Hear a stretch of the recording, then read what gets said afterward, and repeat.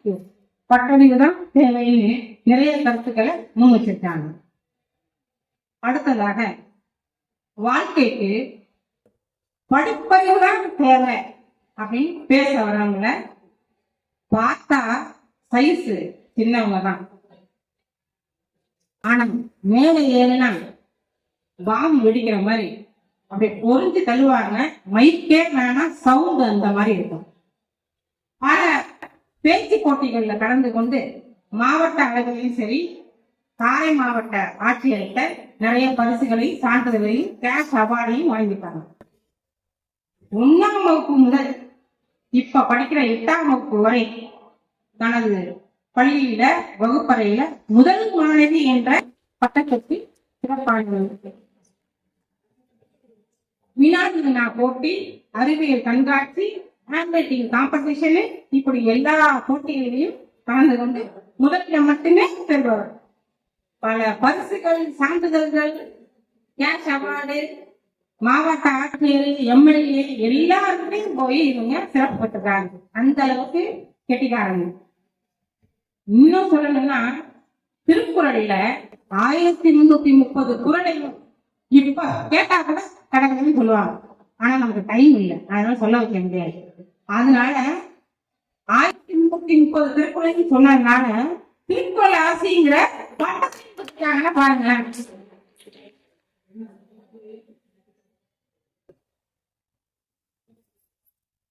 வாழ்க்கைக்கு படிப்பறிவு தான் தேவை அப்படிங்கிறத பத்தி பேச வருபவர் சாந்தினி என்ற பேச்சாளரை அன்புடன் அழைக்கின்றோம்.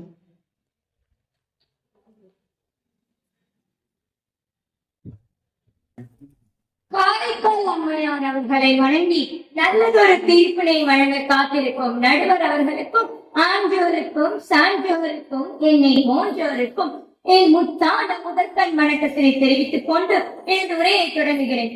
தலைப்பு: வாழ்க்கைக்கு எது தேவை, படிப்பறிவா பட்டறிவா? இது நான் பேச போகும் தலைப்பு படிப்பறிவை. முன்னாடி பேசின சகோதரி ரொம்ப நல்லா பேசினாங்க. அவங்க சொன்னாங்க, எந்த வேலைக்கு போகணும்னாலும் அனுபவ சான்றிதழ் கேட்கிறாங்களாம். நான் கேக்குறேன், ஒரு உதாரணத்துக்கு இப்ப பிடெக் ஐடி இன்ஜினியரிங் படிச்சுக்கோன்னு வச்சுக்கோங்க. அப்போ அங்க இன்டர்ன்ஷிப்க்கு போகணும்னா முதல்ல அதோட சர்டிபிகேட் தான் கேட்பாங்க நடுவர் அவர்களே. அது அரியர் வச்சிருந்தா கூட அந்த வேலைக்கு உள்ள கூட நம்மளால போக முடியாது நடுவர் அவர்களே. அதுக்கப்புறம் தான் அனுபவ சான்றிதழ். அதுக்கப்புறம் சொன்னாங்க, ஒரு வீட்டுல ஒரு ஃபர்ஸ்ட் பிள்ளைங்களை வச்சுதான் 2வது வளர்க்குறாங்களாம். எங்க வீட்லயே 2 பேர் தான். ஆனா ஃபர்ஸ்ட் பிள்ளைய வச்சு 2வது பிள்ளைய வளர்த்தாலும் இப்ப நான் இந்த பேசுறேன்னா அது என்னோட படிப்பு நடுவர் அவர்களே. நல்லதொரு தீர்ப்பினை வழங்கும் நடுவர் அவர்களே, ஒரு கேள்வியோடு எனது வாதங்களை தொடங்கலாம் என இருக்கிறேன். நடுவர் அவர்களே, நீங்கள் சிறு வயது என்ன ஆட வேண்டும் என்று இருந்தீர்கள்? சிறு வயதுல அறிவு கொஞ்சம் கம்மியா தான் இருந்திருக்கும். ஆசிரியர்கள் என்ன சொல்றாங்களோ அதான் கேட்டு நடந்திருக்கும். அப்ப டாக்டர் ஆகணும், இன்ஜினியர் ஆகணும் அப்படிங்கிறத எளிமா இருந்திருக்கும். நடுவர் அவர்களே, நீங்கள் டாக்டர் ஆக வேண்டும் என்பதற்காக உங்கள் பெற்றோர்கள் உங்களை எங்கு அழைத்து சென்றார்கள்? படிக்கணும்னா படிக்கிறதுக்கு தான் போகணும். அதுவும் டாக்டர் எம்பிபிஎஸ் காலேஜுக்கு தான் போகணும்.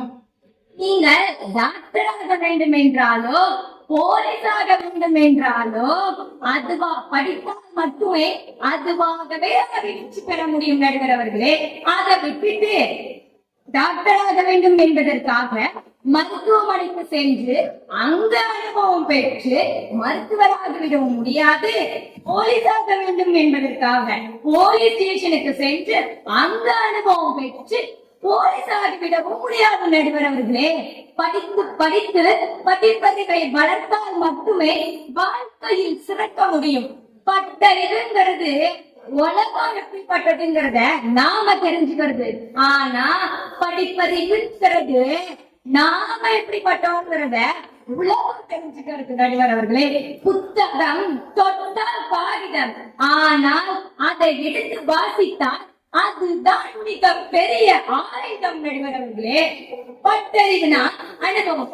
பட்டறிவு 2 பேர் பேசுறாங்க. பட்டறிவுனா எல்லாம் முடிஞ்ச பிறகு ஐயோ செஞ்சிட்டோமே யோசிக்கிறோம்ல, அதுதாங்க பட்டறிவு. பட்டறிவுனா என்னன்னு சிம்பிளா சொல்லணும்னா, நம்ம தலையிலே சொட்ட விழுந்ததுக்கு அப்புறம் நம்ம கையில தங்க சீப்பு கிடைக்கிற மாதிரி நடுவர் அவர்களே. நம்ம தலையிலே முடியல, நம்ம கையில சீப்பு கிடைச்சா என்ன, கிடைக்காது என்ன நடுவர் அவர்களே. நம்ம எல்லாருக்கும் தெரிஞ்ச ஊவேசா தாத்தா இருக்காரு. அவர் என்ன பண்றாரு, ஒரு முக்கியமான நூலை தேடி இந்த பத்தாலும் அலைகிறாரு. கடைசியில அது ஒரு பிச்சைக்காரன் கையில அந்த நூல் இருக்கு. உடனே ஊவேசா போய் கேக்குறாரு இந்த பிச்சைக்காரன், இந்த நூலை என்கிட்ட கொடு, நான் படிச்சுட்டு தந்துடுறேன்னு சொல்றாரு. அதுக்கு அந்த பிச்சைக்காரன் சொல்றான், நீங்க காசு கொடுங்க நான் தரேன்னு சொல்றான். ஊவேசா பணம் கொடுக்கல. இதே மாதிரி தினம் தினம் நடக்குது. ஊவேசா புத்தகத்தை கேட்கறதும், பிச்சைக்காரன் பணம் கொடுத்தாதான் தருவேன்னு சொல்றதும், ஊவேசா பணம் தராததும்.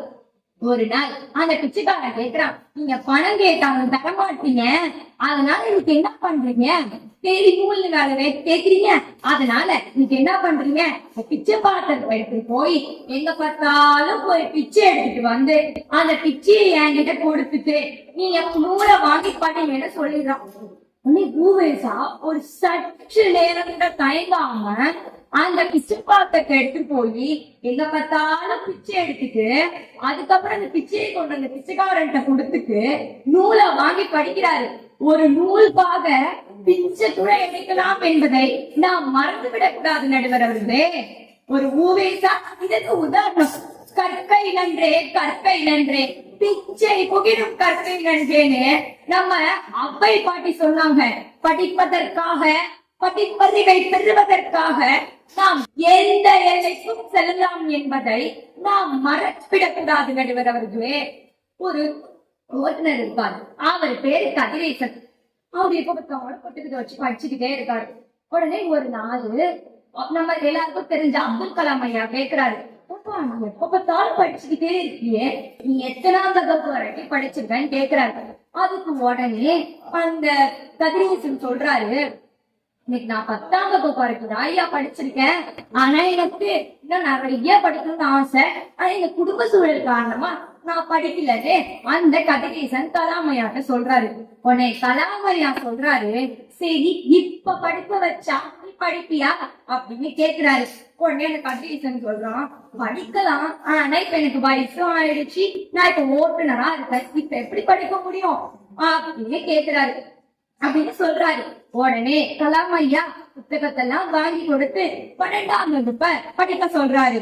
கதிரேசனும் 12ஆம் வகுப்ப படிச்சு தேர்ச்சி பெற்றுறாரு. அதுக்கப்புறம் கலாம் ஐயா BA வரலாறு படிக்க சொல்றாரு கதிரேசனை. கதிரேசன் BA வரலாறு படிச்சுட்டு இருக்க நேரத்துல கலாம் ஐயா பிரதமரை பார்க்க போயிடுறாரு.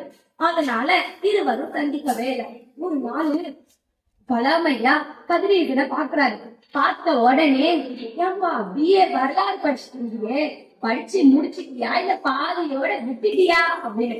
அதுக்கு உடனே கதிரேசன் சொல்றான், நான் BA வரலாறு படிச்சு MA வரலாறு முடிச்சு PhD வரைக்கும் முடிச்சுட்டேன் ஐயா, ரொம்ப நன்றி. உடனே கலாம் ஐயாவும் பாராட்டுறாரு. ஒரு சாதாரண, அதுவும் இல்லாம நான் இப்ப ஒரு கல்லூரியில பேராசிரியராகவும் இருக்கிறேன்னு சொல்றாரு. ஒரு சாதாரண ஓட்டுநரை ஒரு மிகப்பெரிய பேராசிரியராக மாற்றியது படிப்பறிவுதான் தவிர பட்டறிவு இல்லை நடுவர் அவர்களே. பாவேந்தர் பாரதிதாசன் சொன்னார், நூலை படி, சங்கத்தமிழ் நூலை படி, படிக்கவில்லை என்றால் நீ வாழ்வது எப்படி என்று கேட்டார். அறிவுடையார் எல்லாம் உடையார், அறிவிலார் என்னுடைய ஏழுமிலர்னு வள்ளுவர் சொல்லியிருக்காங்க நடுவர் அவர்களே. நம்ம அறிவு உடையவர்கள் எது இல்லைனாலும் அவர்கள் எல்லாம் உடையவர்கள். அறிவு இல்லாதவங்க எது இருந்தாலும் இல்லாதவர்கள் தான் நடுவர் அவர்களே. பட்டறிவு நம்மை தலையில் கை வைத்து உட்கார வைக்கும், ஆனால் படிப்பறிவு நம்மை சமூகத்தில் தலை நிமிர்ந்து நடக்க வைக்கும் நடுவர் அவர்களே. ஆதலால் வாழ்க்கைக்கு தேவை படிப்பறிவே, படிப்பறிவே என சொல்லி எனக்கு வாய்ப்பளித்த அனைவருக்கும் நன்றி விடைபெறுகிறேன். நன்றி.